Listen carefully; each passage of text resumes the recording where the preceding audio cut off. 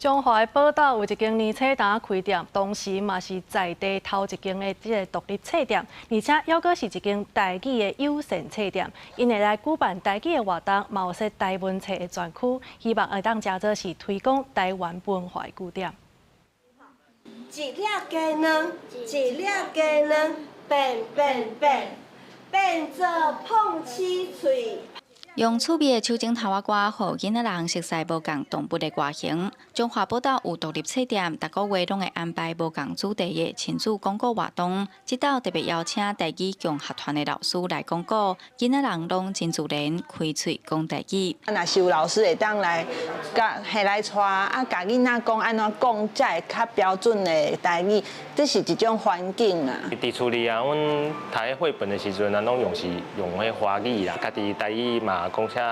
较袂练转，所以会当带囡仔来参加，吼啊听迄老师用台语来讲故事，我嘛感觉是足有意义的。这间今年初才开业的册店是宝岛头一间独立册店，因选册主题主要是以台湾的历史文化为主，也办展览、讲座加讲故事活动，而且阁是一间台语友善册店，有说台文册专区嘛提供台语服务。办的较侪是华语，既然咱华语办的开，咱是台语嘛，咱试看卖。哦，其实像阮这代已经是用要失去台语这个物件，好啊，咱的下一代敢有机会讲啊，佮重新把这个语言佮捡回来，嘛，拢有真侪讲台语的人来遮，吼啊，其实对阮家己